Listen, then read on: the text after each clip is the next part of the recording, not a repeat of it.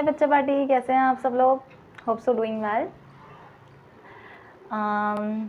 किसने पुराना लेक्चर देखा था? जिसने भी देखा था उसमें को मैं याद दिला दूं कि उसमें हमने पढ़ा था पार्टनरशिप का मतलब, पार्टनर्स का मतलब और पार्टनरशिप फर्म का मतलब।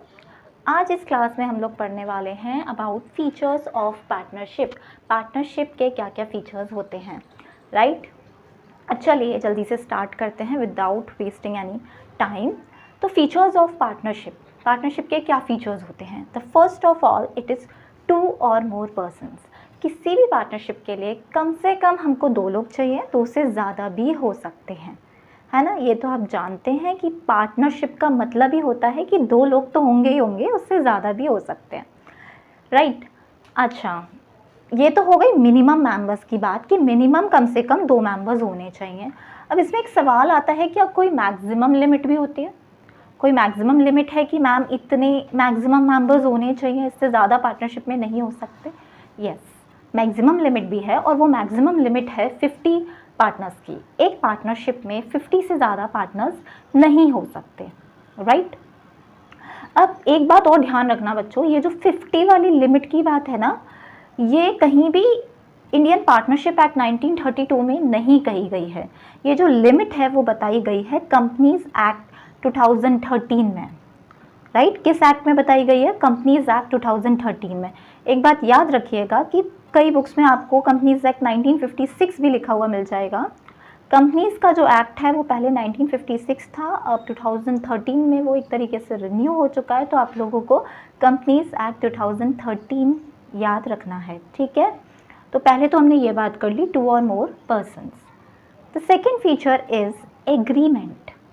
पार्टनरशिप के लिए सबसे पहले एग्रीमेंट होना चाहिए, पार्टनर्स के बीच में समझौता होना चाहिए। भाई पार्टनर एग्री तो करने चाहिए ना कि हम लोग साथ में मिलकर काम करेंगे। अगर वो साथ में मिलकर काम करने को तैयार ही नहीं है तो पार्टनरशिप बन ही नहीं सकती, है ना? अब आप हो, आपके फ्रेंड्स हैं, पहले आप किसी भी प्रोजेक्ट पे काम करने वाले हो तो आपको आपस में एग्रीमेंट तो होना चाहिए ना कि हाँ हम लोग मिलकर इस चीज़ के लिए काम करेंगे।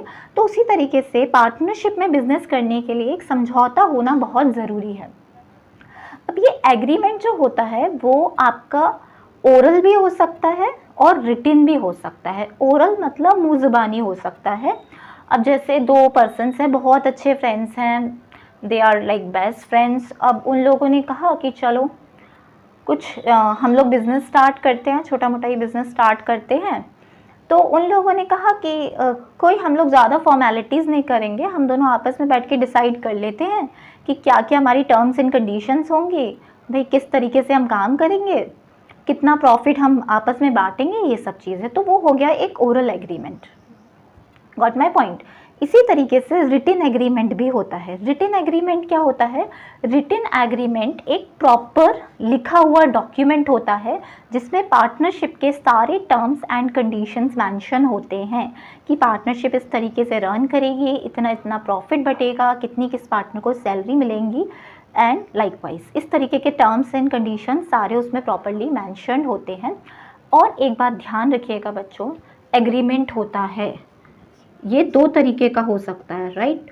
ओरल भी हो सकता है और रिटिन भी हो सकता है। जब ये एग्रीमेंट हमारा रिटिन होता है, this is known as partnership deed, तब इसे हम पार्टनरशिप डीड के नाम से जानते हैं। पार्टनरशिप डीड के नाम से जानते हैं। ध्यान रखिएगा आगे न्यूमेरिकल्स में, आगे के चैप्टर्स में ये वर्ड आपको बहुत देखने को मिलेगा, पार्टनरशिप डीड। तो पार्टनरशिप डीड का मतलब होता है कि एक रिटिन एग्रीमेंट बिटवीन पार्टनर्स। अच्छा, दोनों में कोई डिफरेंस है क्या? कुछ फ़र्क पड़ेगा? हाँ बिल्कुल पड़ेगा। देखिए बच्चों, अगर आप लोगों ने देखा होगा स्कूल में, मैं एक छोटे से एग्जांपल से समझाती हूँ। टीचर्स हमेशा कोई भी नोटिस देते हैं रिटिन में देते हैं ना। रिटिन में क्यों देते हैं? रिटिन में इसलिए देते हैं कि कल को स्कूल के पास भी प्रूफ होगा कि हमने तो बच्चे को ये नोटिस दे दिया था, बिकॉज वो रिटिन में था, आप दिखा सकते हो।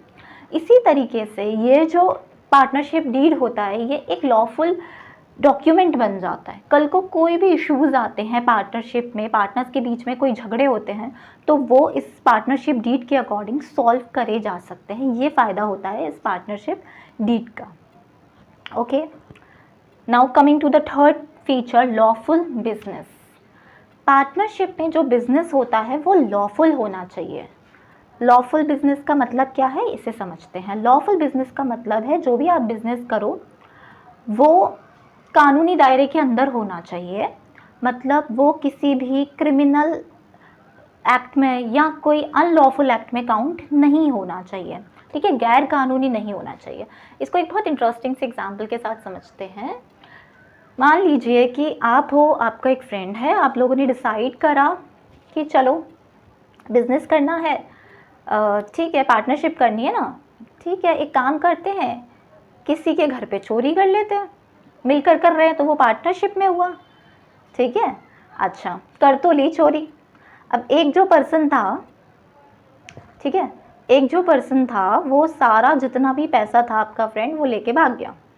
आप गए कोर्ट में, आपने कहा देखिए हमने तो पार्टनरशिप करी थी, ये तो पैसा लेके भाग गया। कोर्ट कहेगा बेटा इधर आओ, सबसे पहले तुम अंदर जेल में जाओ, क्योंकि ये कोई पार्टनरशिप नहीं थी।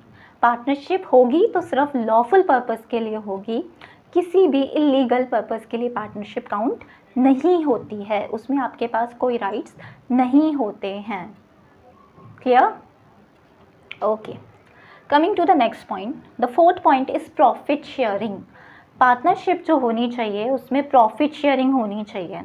भाई इस संसार में पैसे के बिना तो कोई काम नहीं करता ऑब्वियसली, तो जो पार्टनरशिप होती है वो भी प्रॉफिट के लिए ही होती है, इसलिए होती है ताकि जो भी उस बिज़नेस में से पैसा कमाएंगे उसको पार्टनर्स आपस में बांट देंगे।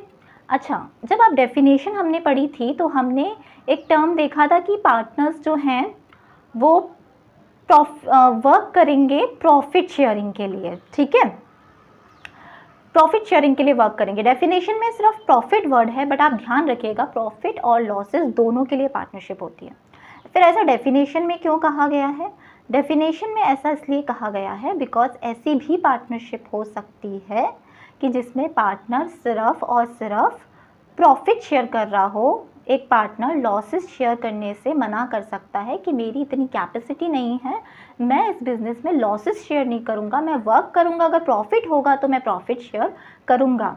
ऐसी भी पार्टनरशिप हो सकती है। मैं ये नहीं कह रही कि सारी पार्टनरशिप ऐसी होती हैं, तो दोनों तरीके से हो सकता है कि सब पार्टनर्स प्रॉफिट शेयर कर रहे हो, ये भी हो सकता है कि कुछ पार्टनर्स प्रॉफिट और लॉसेस दोनों शेयर कर रहे हो और कुछ पार्टनर्स सिर्फ प्रॉफिट शेयर कर रहे हो।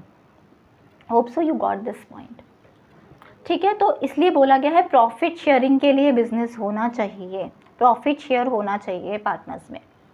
Coming to the very last point, business can be carried by all और any of the partners acting for all. ये मैंने आपको प्रीवियस वीडियो में भी समझाया था कि business can be carried by all. ऐसा हो सकता है कि जो भी बिजनेस है वो सारे के सारे पार्टनर्स कर रहे हो, मतलब वो रोज़ उस फर्म पे आते हैं, बैठते हैं, सारा ऑपरेशंस देखते हैं, ठीक है। ये भी हो सकता है कि 4 पार्टनर्स हैं, उनमें से 3 अपने जॉब में हैं, एक को उन्होंने कहा है कि आप ये बिज़नेस संभालो, हमें एट लास्ट हमारा प्रॉफिट का हिस्सा दे देना, भले आप थोड़ा ज़्यादा रख दे लेना या आप सैलरी के फॉर्म में कुछ एक्स्ट्रा रख लेना, लेकिन बिज़नेस में हम रेगुलरली नहीं आ सकते। आएंगे, कभी कभी विजिट करेंगे, लेकिन हम लोग रेगुलरली इस बिज़नेस का पार्ट नहीं बन सकते। तो ये हो सकता है कि सारे के सारे पार्टनर्स उस बिज़नेस को चलाएं या उनमें से कोई एक बाकी सबके लिए काम कर रहा हो। ओके, ये थे आपके 5 इंपॉर्टेंट फीचर्स ऑफ पार्टनरशिप जो कि पार्टनरशिप की डेफिनेशन से ही डेराइव्ड हैं। आई थिंक ये 5 पॉइंट्स आपको क्लियर हो गए होंगे। पार्टनरशिप को और डीपली समझने में इन पॉइंट्स ने आपकी हेल्प करी होगी। बच्चों, अगर वीडियोस अच्छे लग रहे हैं तो प्लीज़ सब्सक्राइब करिए, लाइक करिए, शेयर करिए।